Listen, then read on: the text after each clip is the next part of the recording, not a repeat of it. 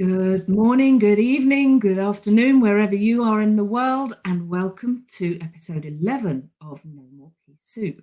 This show is designed to discuss issues for people that have reached that point in life where they know they can't go on, as in something's got to change. And I think we can all recognize that place at some point in our life when we've had to really dig in and go, I can't live small anymore.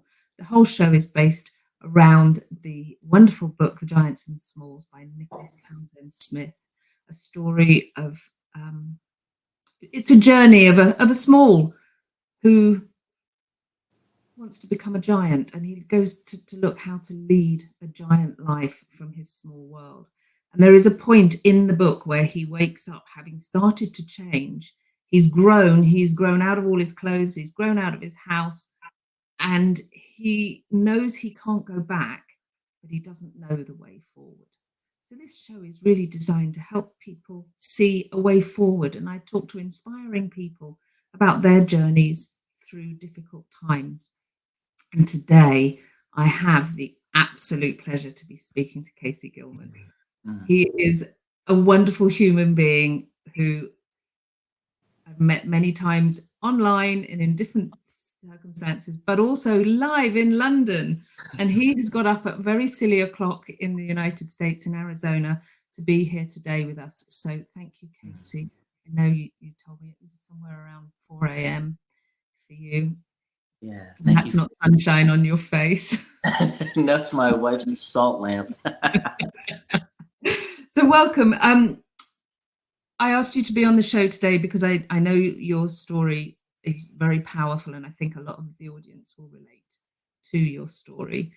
So I'm going to let you kind of jump into this. This is around staying in a relationship that you both had considered was drinking in the last chance saloon, as it were. Yeah. And it was on rocky ground, and there was a moment when you both decided to pull together, and now you have a great relationship, a wonderful life with your Yeah. So tell us a little bit about what was going on for you as a man. What were the questions you were asking yourself? Where were you during that period of, oh, something's got to change? Yeah. I don't even know, honestly, if at the time that wasn't necessarily even the question that I had, or wasn't the statement I was thinking, was something has to change. This was the last time, right, that we're speaking of, was just before Christmas of last year. And we were really kind of at a low. And I think, you're at that point, you're kind of weighing, right? You're weighing, like, the way that my brain works a lot of times is very logical. And it's trying to weigh all these things out, the children, our time we spent together, like all of these things against the difficulties we're having. And you're like, what am I going to do? Right? Is it worth this? Is it worth the pain I'm feeling? Is it worth the low I'm at, and we were just in that space, and we had Lindsey, my wife, she had been invited to this group about the book, The Ultimate Coach. And so through this just luck of the draw, if you will, right? This book came into our life. And through that, the philosophy of being came into my life. Right. And it was a change like overnight. in myself, I was like just realizing that I didn't have to do more things to make my wife happy. I had to actually, well, and you can't make someone else happy, but um, No. that's a whole other story. Yeah. but I didn't need to do more things to be a better husband. I had to actually stop doing the things that weren't working and intentionally just choose my being to be the man that my family and my wife needed. And that's interesting language that you choose there is this fixing. You know, I'm a guy. I need to fix things. I need to do more. You know, Uh, I need to find solutions and fix the problem, and this constantly searching for that one thing that's going to be the thing yeah, that changes everything. It seems to be a very big responsibility for a lot of men. the it's uh, it feels like a very big responsibility, um, but it's also a very big. It can be a very big pain point, right? From your Wait. logical brain, when all you see, are like are nails sticking up that you got to hammer down. You Mm. make everything something that's got to be hammered down, and it's you're coming to everything with I need to fix this mentality and attitude, and a lot of times you don't need to fix things. You just need to be present. Yes. Yeah. Yeah, that's a really, I hear this so often talking to my clients that, so this is the father archetype in the masculine archetypes that I use, the father, and the visual I have for the masculine archetype of the father is he's holding a spanner and a credit card, Mm. and it is that, right? Well, if I can't if I can't fix it with a tool, I'll pay my way out of it, you know, or I'll buy something. When this part of a man is over expressing, it's all this, it's looking for solutions outside of yourself, when actually, Yeah. when you speak about being, it's not about what you're doing, it's about who you're being. Yeah. Yeah. Yeah. That's it's a wonderful philosophy, um, and hopefully we'll talk a little bit more about it, and because it's you're being no matter what, right? So no matter what, you're creating some sort of being. um, when it becomes powerful is when you become aware of it and then you intentionally choose who you're going to be. Mm. Yeah, and that point of you're always being something, Yeah. and having the realization that you can choose to be something different. You don't have to be an arse, or you don't have to be, you know, grumpy, or you don't have to be fixing, or those are Yeah. their states of being, aren't they? Mm-hmm. Yeah. You don't have And to be disconnected.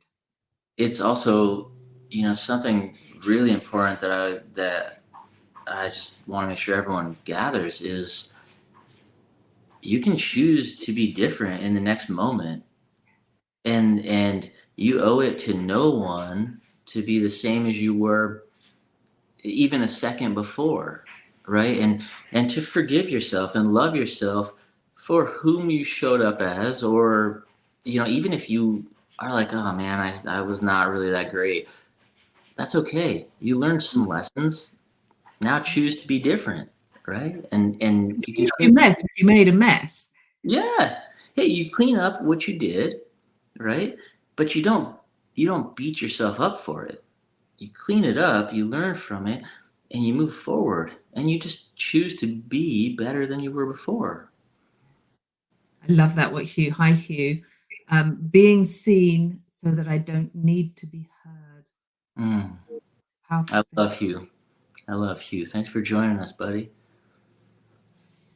Um, yeah, you have that choice, and I think everyone can think of examples in their lives. I know I certainly can when I look at my marriage that broke down when my son was small, there were times when we'd be really kind of like with each other, and somebody would come to the door, and you'd be like, "Hi, how are you? Come in," and you Yeah. can shift your state of being immediately. So that's proof it's possible. Yeah, I love that. I love that distinction. That that is a great way of really kind of showing this concept, this philosophy to people who may not understand it right away. That is a perfect example. Thank you for that. You're welcome. You're welcome. And it's something I'm sure everyone can recognize having done, rah, rah over here and great over there. Yeah. And Yeah. your whole physiology changes, your voice changes, your mood lifts, everything changes when your Right. state of being changes. And the important thing to for people to realize about themselves in that is that both of those things are real, right? You're not faking to be happy with this other person. No, it's real. You can really change your being that fast, right? It's like, oh yeah, with this person, I'm being, I'm being annoyed, I'm being angry, I'm being grumpy. Like with this person, I'm being love, I'm being happy. And it's like Yeah. that quick. Yeah, it's crazy. And I think the art of being is bringing that again from being influenced by externals to being able to shift that within Yeah, yourself yeah, and notice, the internal state of being hmm, and choose to be that person with the person you're with. Because in relationship, in my experience, no matter how flat you make a pancake, there's always two sides. yeah. You know? Uh-huh. And so, it, especially talking to my clients and I listen to their stories of this almost stalemate that can arrive where one's triggering the other into bad behavior, and it's kind of gone way past who started it, and it's now just this reactive space of tennis balls going back and forth over the net, and you Yeah, can't really remember what it was all about, and this creates the difficulties. yeah, definitely, So definitely. I want to come back to where you were as a man in your relationship with Lindsay when things were looking like they weren't going to pan Yeah, out. I mean, and I don't want, I'm still working every day, right? I'm still working on learning myself and learning to stay constantly aware and creating myself, right? I don't have all of the answers yet. And I don't know, I don't think we ever will, right? But if you're living in the present, if you're living in the moment, the now, the all that matters, then the answer is in front of you every moment. So last January, or right before that, right, who I was being was just, I was as a husband, I was a fixer, right? So every conversation that wasn't going well, I would try to fix. And again, you can't fix some things for people. They have to do some things themselves. And when you try to fix everything, it just creates frustration sometimes. And so Yeah. there was a lot of that. Um, it's been a while, so I'm trying to remember exactly how things were going then, but it was not. It was what you see in a lot of relationships typically, right? A lot of tit for tat, a lot of just silly disagreements, really. Mm. Um, and then the philosophy of being came into my life, and we knew we wanted to be together and that wasn't a question. That was never a question. Otherwise, we wouldn't have went through everything we went through for the 6 years. Well, at that point, 5 years we were together, right? Right. Um, and but we were really on the last straw, and we decided we were going to do this, and it was the story is about Lindsey and I, right? Like, but it's not really. It's about me, and it's about her. Yes. The stories, yeah. If you want a relationship, the first place that you got to look to make it work is yourself, because you can't really be part of a cohesive team if you are bringing problems into that team and you're not even willing to look at them, right? So that's that. Oh man, whew. So what's that was a realization that I came to, that I had considered myself my whole life the good guy, right? And I tried to help people, and I tried to just be kind to everybody, and I really tried to be a good human. But I was a horrible partner. Like, really, because you have this, as a single male, right? The way I was showing up, everyone loved me, Mm. and no one had any problems with me. And I'm sure you could find a couple people maybe, but Yeah, right. but as a whole, like, I was doing pretty well. And but there's things that work as a single male that don't work when you're trying to raise a family. But a lot of men, I don't think, are willing to look at that. And I wasn't willing to look at that. And I was like, what are you talking about? Like, no one else has a problem with me. It's just you. And so I was putting it out there, Out right? there. I wasn't putting it on me. And even now, um, and I've changed a lot and I've done a lot of work, but even now, there are moments when I have a setback, and it takes me a little bit to come to the awareness that I'm being the problem. Who I'm being is the one that's creating the issue. And as a team, you got to put the partnership first, and you got to look at it from that standpoint. Not, I'm not doing anything wrong, right? Because then your being is, I'm someone who's right. I'm right in this. Yeah. So no matter what you bring to the table, you're not right. And the And more right you think you are, and the deeper you dig into that, the more disconnection. oh yeah, oh yeah, 100%. And the thing is, also, sometimes it doesn't matter if you're right. Sometimes it doesn't. As an individual, you can be right, and it might not be what's right for the relationship. Mm. And that's something that, so earlier in my journey, I'm going to backtrack for a second. When I first came into the philosophy of being, and I started really kind of looking into it, right? The things that really changed my life was, firstly, awareness, becoming aware of where I was being someone that was a problem, right? And knowing that it was me. The second thing was just radical self-forgiveness.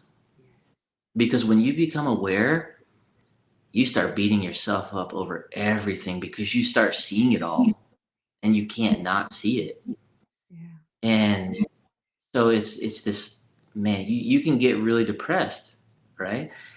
And then after the epiphany of awareness and of forgiveness, then it was intention, right? So now you're aware, you're aware, and you're allowing yourself to be, and then it's like, okay, who do I want to be in this moment, right? And it's really important to remember that it's moment to moment. It absolutely is moment to moment. Yeah. And this lovely thing about radical self-forgiveness is that's also moment to moment. Yeah. And when it comes to that shifting your state of being, the over here and hi over here, that can happen in using radical self-forgiveness. Yeah. Just Yeah. just in that moment of the awareness and then going straight into forgiving yourself for the judgments you have about yourself and for others in whatever Mm-hmm. circumstance is. One Yeah. one of the one of the illustrations I like to use when I'm describing this to in the work that I do is, do you remember when you were a kid, you could get those balls and they were weighted off center? So when you rolled them, they kind of went all over the place. They Yeah. would never go in a straight line. They'd always just kind of that. It's like when you're weighted off center, you're going to go everywhere. You're not going to be able to even go where you're aiming to go. You've got to Right. bring yourself. You've got to have something that will bring you back to center. So when you roll in the direction that your intention intending to go. Yeah. Yeah. Having this self-forgiveness, it's like that adjustment back into, oh no, this is who I really am. This is who I am Yeah. in relation to Just actions. that self-forgiveness gives you the moment of being able to reset your intention. Mm. And that's why it's so important. And really, again, like when it comes to um, like when it comes to being and intention being, when it comes to life, really, like, and I know everyone heard it before, but all that you have is this moment, right? The like anything that happened before is gone, and anything that's gonna happen is not gonna happen until you're in the moment. Mm. So really, like, there's nothing you can do but forgive yourself and recreate yourself and be who you want to be. So how is your relationship different now from a year ago? Yeah, it's a lot different. Really. So one of the big takeaways I think that I would like people to have is that when you really commit to each other and commit to building, a relationship together, um, and then you practice kind of what I was just talking about individually, right? Um, you'll still have issues. You'll still have fights. It happens. Like, I don't know that you I don't think you'll ever get to a space of never having any disagreements. You're still two individual people, but you can drastically cut down so a disagreement that maybe we had a year ago that lasted days Right? is now like minutes, right? And it's less hostile. And it's, like when I say that, it's like we were never physical. I know some people like, maybe that's their reality and that's really tough. Mm. But we were, like for myself, I would kind of get silent, right? And I'd be like, I'm Silent not, treatment. I'm not dealing with this. Like, and I would just kind of check out. Yes, Right? withdraw. Completely Yeah. withdraw. Yeah. Oh, it's horrible, right? And I was being not a great person in those moments, and I can see that now, right? And that was how I showed up a lot in those moments. And now, like I said, it's trying to really kind of stay in there. If I need space, I try to say I need space, but the important part of that we've been learning is that when I say I need space, to also say when I'm going to come back and close the conversation. So there's not Nice. there's not this like, I need space, I'm leaving, and my wife be sitting there like, okay, when is this gonna get better? You know, it's important to say, I'm gonna be back in like an hour and we'll finish this up, or whatever it is. We'll get complete then. Yeah. So there's That's a difference. What I'm hearing is there's a distinction between detaching and going inside and withdrawing and not being able to deal with it and kind of festering, and actually removing yourself to create space, which is an expansion rather than a withdrawal, that enables you to readjust your thinking, calm down, allow the emotions to settle, and then you come back in a better state of being to complete the conversation. Yeah, that is always the goal. There's still hiccups, and you come back to that forgiveness, self-forgiveness, and you do better the next time, right? Um, but not only does that, that space kind of like gives you some peace to come back more calmly. Um, I had something and I totally lost it. But it's yeah. Anyways, we'll just keep going. Let's keep going. It'll come. It'll come at the end, and then I'll like throw out this random thing, and you'll be like, "What? What?" So, and this is kind of a bit of a hypothetical question. Well, actually, I've got two questions. I'm going to ask you a different one first. How important is it that Lindsey also knew how to do this? And how do you think things would have been if this was just a knowledge that you had? Man, Lindsey knew how to do this well before I did. And it was an area of contention. It was not a pro. It was, I was being someone who wasn't good enough. She would try to show me the way, to really grow as a person, to see things different. And it was like,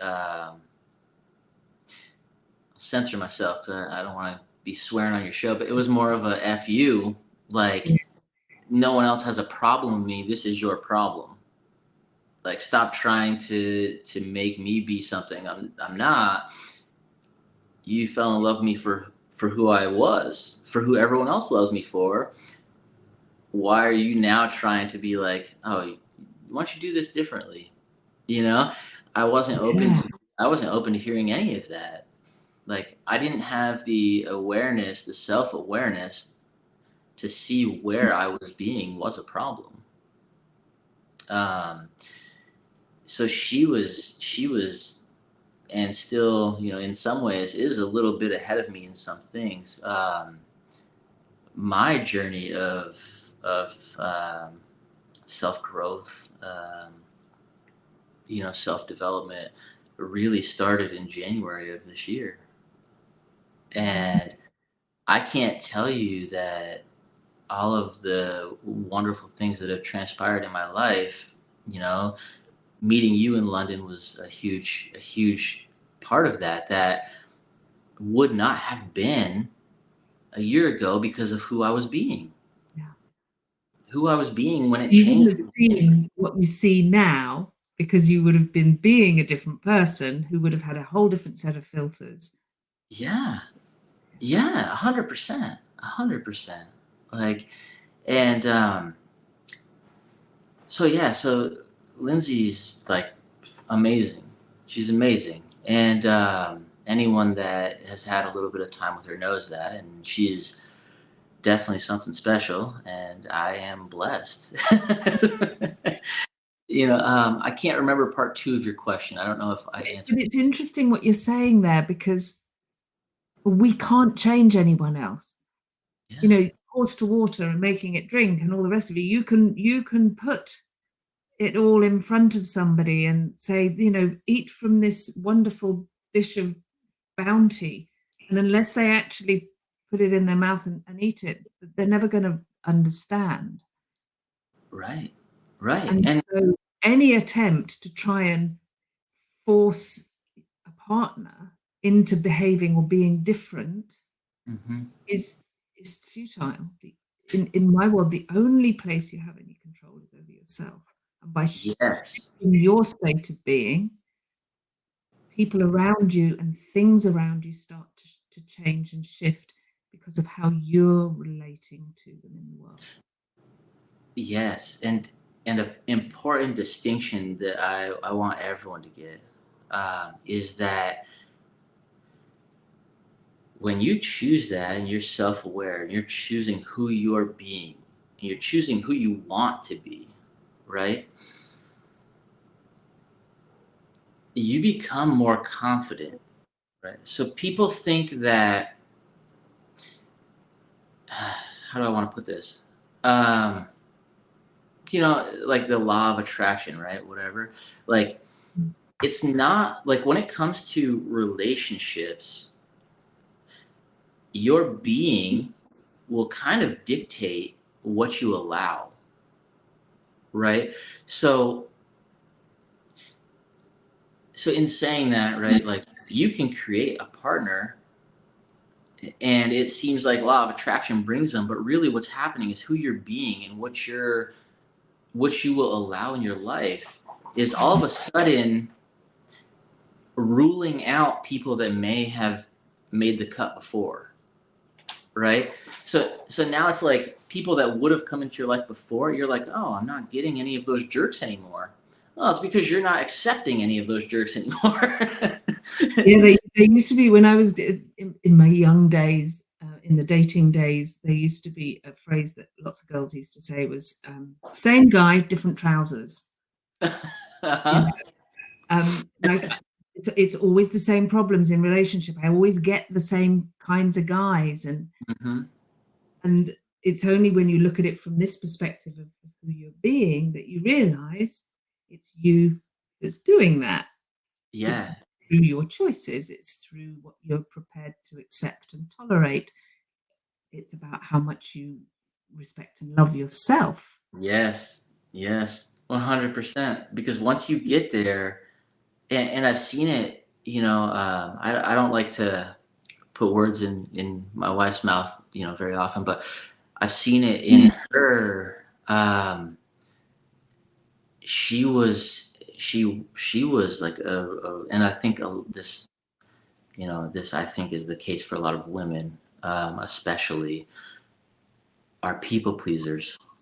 They want everyone to love them. They don't want to hurt anybody's feelings, Mm. and that's wonderful. That is a huge heart. It comes from an amazing place, but it always also allows this lower self confidence that then allows these same men in different trousers to be to be coming into their lives. That why is every guy the same? Why are they all jerks? It's not that all jerks. It's that they're choosing the same guys. Mm, Like absolutely. you see this guy that you want to. He's a handsome man. He's got problems, but I'm gonna fix him. No, Oh, you're not. yes. No, you're not gonna fix him. You're just gonna get hurt. Is all that's gonna happen. And when you decide to be somebody who no longer tolerates that, you all of a sudden you're like, oh, where did all those jerk guys go? Why am I now getting all of these guys? And it's like because you changed who you're accepting. Yeah. So how in when you're in a relationship that you want to be in and remain committed to for all, the family, for yourself, Yeah. because you chose each other some years ago and it was real then. Hmm. How have you found creating how you see Lindsay in your head rather than, because we've talked already about how we've got these filters, and Yeah. Yeah. so when talk a little bit about how powerful it is to create your partner through Yeah. acknowledgement, through So your being. yeah. So I want to talk about for a second, you used the word choose in your question. And the difference between a decision and choosing is a choosing, there's no reason. In a decision, you're kind of breaking it down like based on something, right? In choosing, it's not based on anything. It's because you're choosing to do something, because you want to, right? And that's important. If you have two people who can sit together and say, we choose this. We don't have to do it.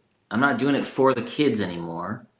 I'm doing it because I choose to be here in this with you, and I want to create with you. And when you make that decision, then you start living based on that. And so in creating my wife, it's the same as creating my being, right? So, if you ask, who is Casey? Who am I? Right? Whoa, sorry, my cats are going crazy. If you ask who am I, well, it depends on who you ask. I'm not the same person to anybody in the world, and I see myself differently than everyone else sees me, right? Yeah. So my wife is the same.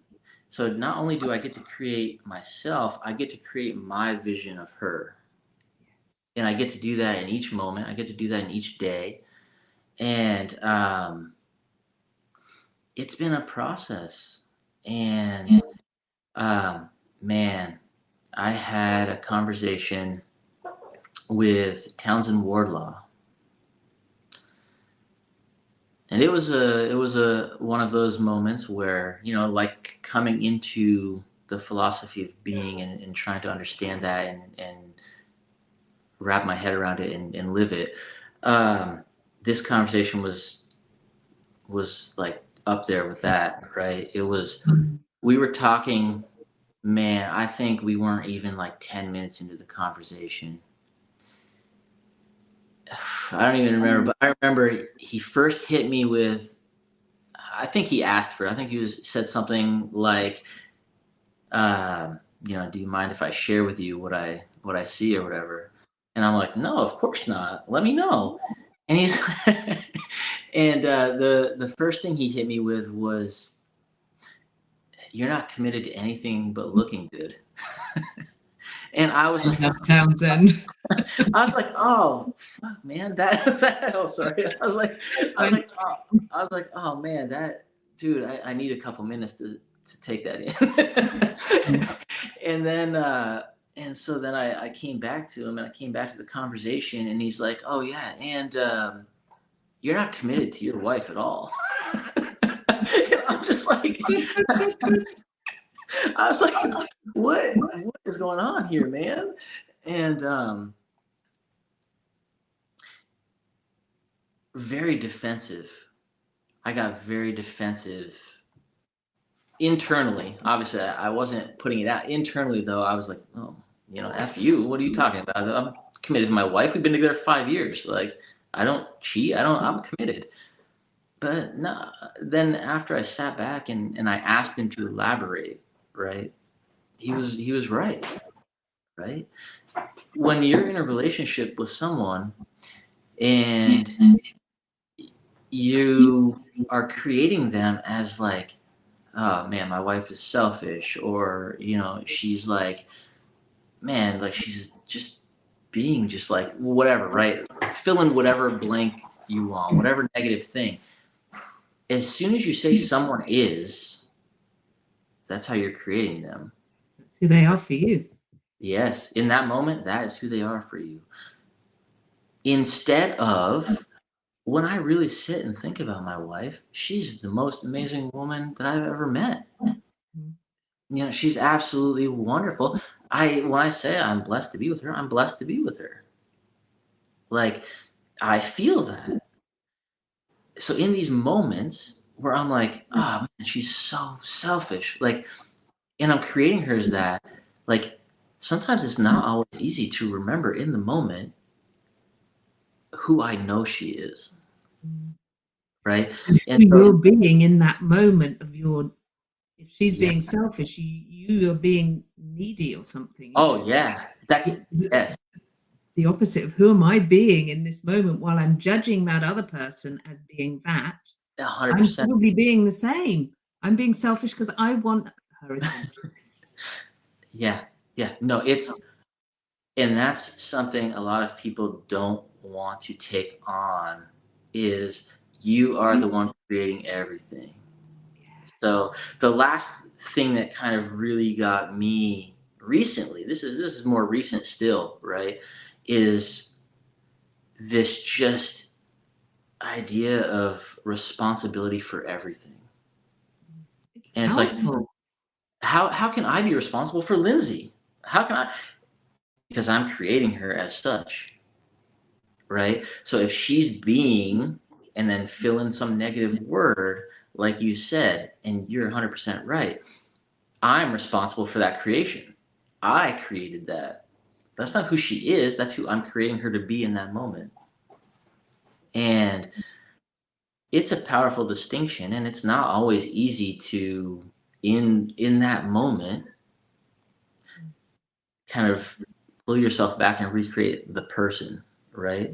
But that's where I said earlier that, well, now at least it's like not days long. It's only, a few minutes long. And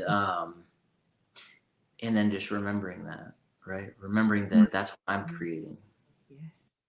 Yeah. You're reminding me of and I can't remember the book. I would have to go back.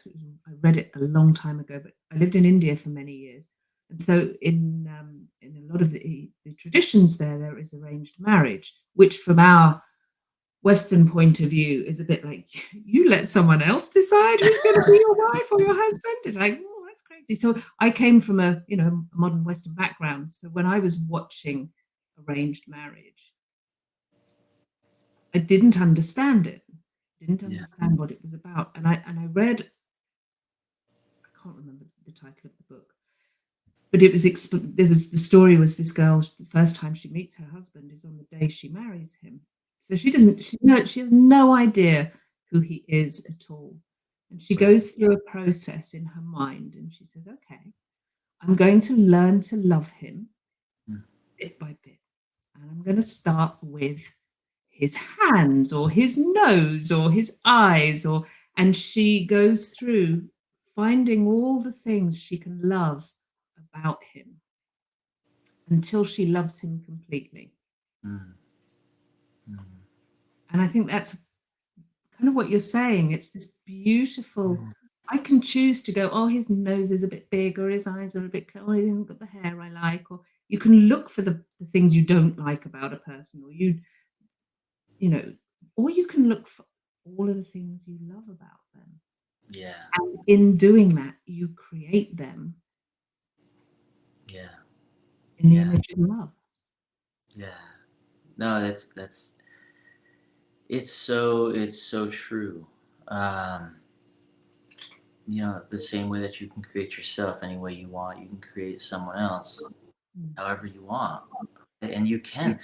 It, it's like we talked about a second ago, right? Like you can fill in. She's being so any negative thing you want, right? And you're creating that. You can do that with anything, right? It's like, or you can choose to see all of the good things in people, right?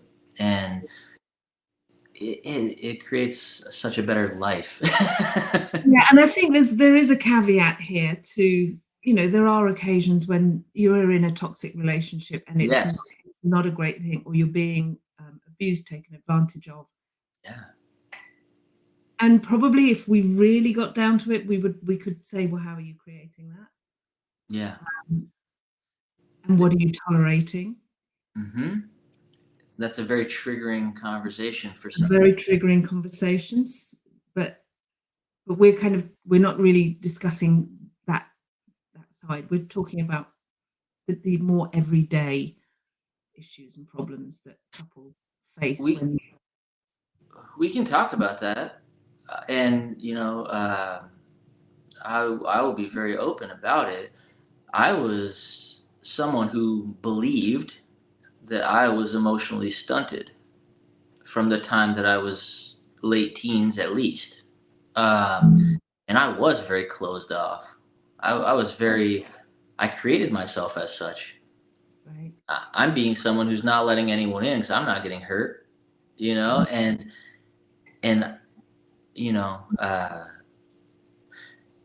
I hurt people's feelings because I wouldn't be open like that. I hurt Lindsay's feelings because I wouldn't be open like that. And so I've never ever been like someone who was physically abusive, right? But looking back on our relationship, there was ways that I was emotionally abusive, I would say, because I wasn't open and I wasn't open to being open, right? Mm. So emotionally, I was like, Double lot. yeah, I was shut down emotionally. And so now in this, right, and hear me, I was wrong. I was wrong. I'm not saying right. I wasn't intentionally doing anything. I was being that person, but it wasn't intentional. Now, Lindsay and So I've had, Townsend would call this a legacy being. yes, he Something that would. you have grown with and been for such a long time. It's comfortable of in some ways of who you are. That's who I am. Yes, yes, it's your legacy being, and if you are not intentionally choosing who you're being, you are going to fall back into your legacy being very easily. I think Steve was like, called it, maintaining your garden or whatever, right? Yeah. You stop maintaining the garden, the weeds are coming back. You got to keep recreating yourself, right? When we're talking about Steve, we're talking about Steve Hardison, the ultimate coach. Yes. He was Amazing man who actually popped into a dinner this evening I was at, all dressed in a rocker outfit. So of course. of course he did. Lindsay said, I saw him a couple hours ago and he was in a full suit and tie. Now he comes in a wig and sunglasses. You gotta love the guy. You gotta love the guy. I love him so much. But so, back to us talking about this responsibility, right? I'm responsible that I was showing up in a horribly emotionless way, and that was abusive in those ways. I wasn't aware of it, but it was. Lindsay will now take responsibility also for saying I allowed it. Yes. That was her creation. That's empowering too. And that's where I say, once you are aware and intentionally choosing your being, you will no longer accept that in your life. Like Lindsay and I have had conversations where if I was to go back to that, she would leave. She would no longer accept it. And what that does, so this conversation is very important for individuals as well, right? This is not just about relationships. This is about if you want to create a relationship. You need to be confident and aware in yourself first. And then it's going to weed out the people that are not great. And it's interesting, this comes into, we hear a lot of conversations around boundaries. And how important it is to have boundaries. And what's shifted for me, and it was actually introduced to me by an amazing woman called Varian Brandon. She's an amazing coach. But it also comes into the being philosophy of when you put boundaries up, it's a little bit like putting a little fence, a little white picket fence around your lawn. That it's quite clear that you don't walk across my lawn because there's a fence out there. Mm-hmm. When you bring boundaries into your state of being, now I am the boundary. Mm-hmm. You don't even need the picket fence. Right. Everyone knows you don't walk on my grass. Right. Exactly. Just who I'm being. So you haven't got to have this effort of having to have all this, but I said, and these are my boundaries, and it's all out. This is all still very much out there. It's not in here when you're right. having to have boundaries.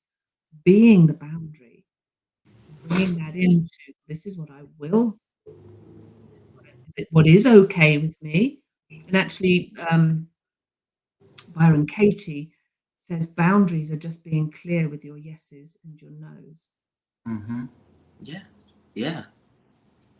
Yeah. And It's it's that through simple. what we are complicit in the creation of how people treat us Mm-hmm. by what we choose to accept, what behaviors we are okay with, even when we're not really okay with them.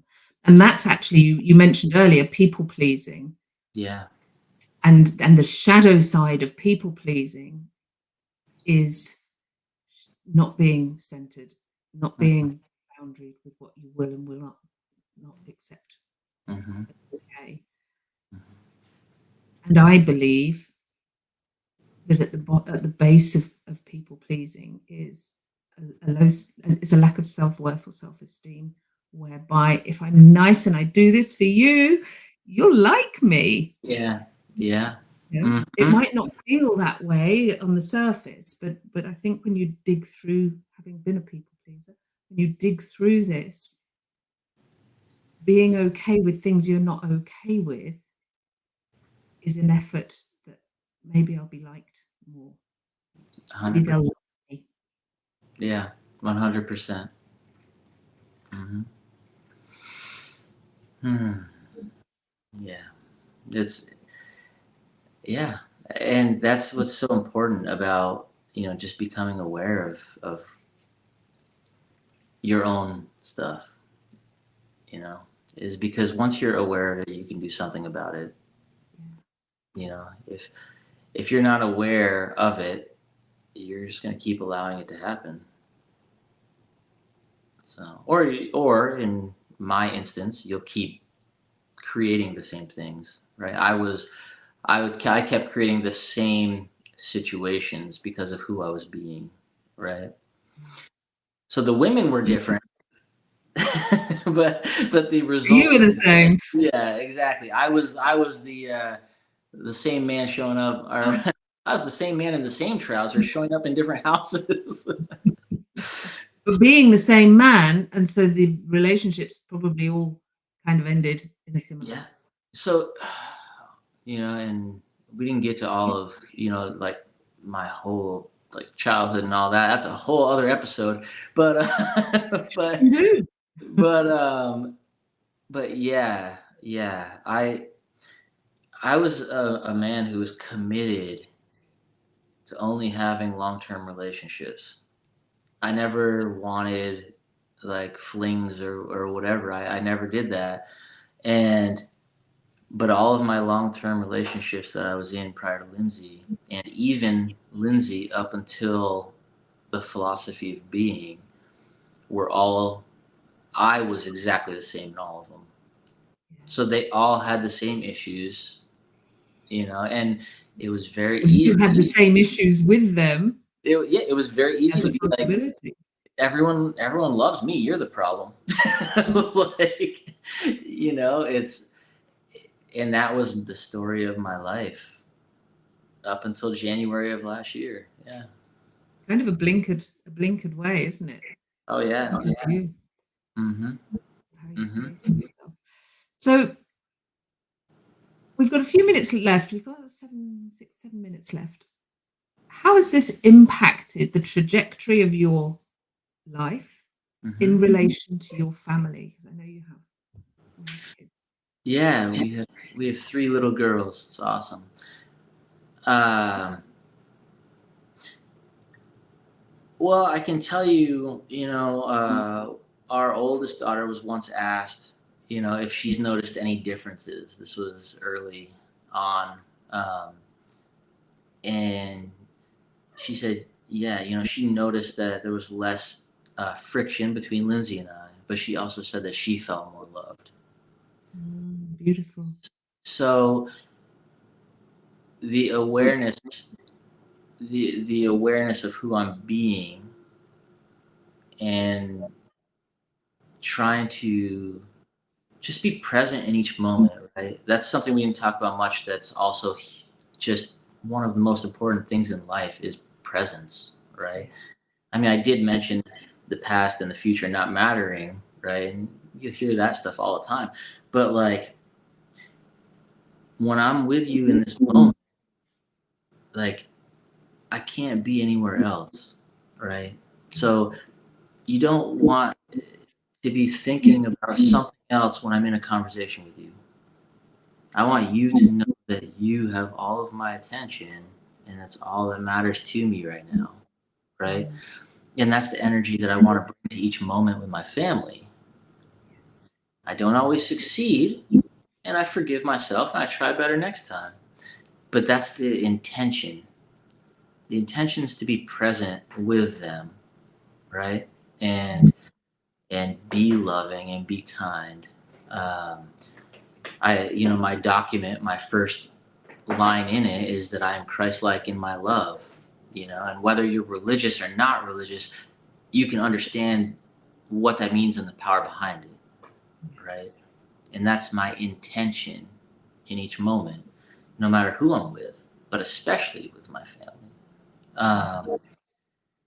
And yeah, so it's that alone creates for a powerfully drastic difference than it was a year ago.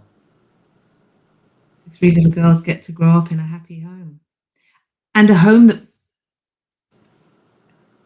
it's not that you don't have problems, it's that you have a methodology, a way of turning those problems around and being different within the struggles that life inevitably will have. Everyone's gonna have some problems. The answer is to have better solutions. And the awareness of that. If you're aware of I'm getting frustrated, right? If you have that awareness in the moment, it's easier to bring yourself down and remember I'm showing up with love. That's who I want to be, right? If you don't have that awareness, the frustration is just going to build. You're going to get frustrated. They're going to get more upset, and it just builds. Yeah. But you can stop that. You can choose to stop that. And very quickly, you mentioned your document. Yeah. Just tell the audience very briefly what your document, not necessarily your whole document, but how your document serves you. Oh man. So I mentioned Townsend earlier, Townsend Wardlaw.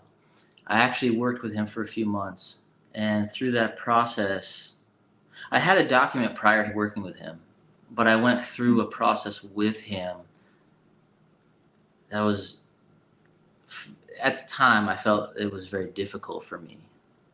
During the creation of my document, and a document is a list of declarations for recreating yourself daily.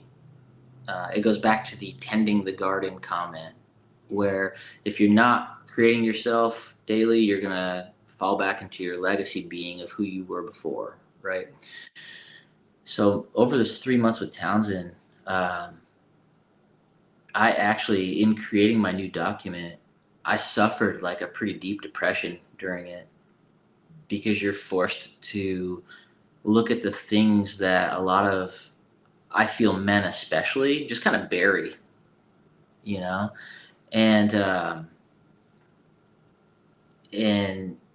through the process you end up creating who you want to be based off things that are kind of in your subconscious that are creating the person you're being in your life, that's creating the issues for you. And so it was extremely powerful. And it's trying to live that daily, to, again, you've been, for myself, right? My legacy being is 4+ decades old. So thinking that I can practiced at it. thinking I can write this document, read it one time, and my life's different. Yeah, that's not how it's going to work. Like, it's a process of creating that daily. And there's a lot more to it, but Yes. it's I went through the process in August this year because I, like you, had created a document previously. And as I would read that document, there were things in there that I'd be like, yeah, but that's not really true, is it? You know, there was always kind of a little bit of, uh-huh. Uh-huh. And it wasn't till I went through the process that Townsend teaches at JP Morgan also teaches it. So I had the privilege of Both wonderful men. yeah. Love And them. it was, I actually took 3 weeks out of my business. And I went to our house that's a little further away, and I stayed there. I stayed there on my own for 3 Mm. weeks, and I worked on that process of looking at the legacy being, doing and the forgiveness piece, the self-forgiveness piece is crucial. This Yeah. was the bit I hadn't grasped prior. Mm. If you don't do the self-forgiveness and look at the judgments you're making, they're just affirmations. And they have some use. They Yes. aren't just affirmations. I'm not saying Yes. they don't have use. They do. But when you do this, forgiving yourself for the way you, for the judgments you've made, Yeah. that Yeah. for me was Great life-changing. distinction. Great distinction. Yeah. Mm-hmm. And it is a daily, it's a daily be with your declaration of who you are being every day. It's the centering of that, the weighted ball. It's the let's just Yep. bring it back. Let's just bring it Yeah. back. Let's just bring it back. Mm. And for me personally, it enables me to do things that my previous state of being didn't allow. Yeah, exactly. It just and it it's like, feels like the law of attraction. You can then You're create anything at that point, and it feels like magic, but you're creating it. creating it. Yeah. So give us one last line. We're just over the hour, and I'm conscious of time. What would you want the audience watching this to know? I just want, I think like the most important thing is that it's all a choice. It's all a choice. And you owe it to no one, not even yourself, not your wife, not anybody, to be the same person that you were the moment before. You can drastically change your life in one moment and never be the same. Yeah. Thank you, Casey. Thank you to Hugh, who has been popping in with some great comments. The exams are over now. Show your answers. I I will go back and reply to any messages in there. Like I mentioned in this, I'm really, really just present with you, Yes. and so I was not trying to kind of look at anything else. No. No, I was popping them up for the viewers. But it's the same when I'm with somebody. I like to be with them. Casey, thank you so much for today. It's been an inspiring conversation. There's been some absolute gold in there, and I'm sure those that watch this video later will find some answers. So, how can people reach you, Casey, if they want to reach out to you and talk with you? Um, I think it's. Well, I'm not going to give you my phone number, but No, there's. they You message you on like Messenger, or you Yeah, can find you on yeah, you can Facebook. find me on Facebook. I think it's just Casey Gilman. I don't think there's any dot or anything in there. You can find me on Instagram. I think it's Casey.Gilman. Or you can look up the Student of Being. I think I have that handle in there as well. So either of those. Either of those. And I say reach out to me. I'll get on a one-on-one call with you. It'll be awesome. Let's do it. Cool. Thank you. I'm going to say goodbye to everybody. Thanks for watching. I hope you found some gold for yourselves, and we will see you in the next episode. Thank you for having me, Fiona. You're welcome.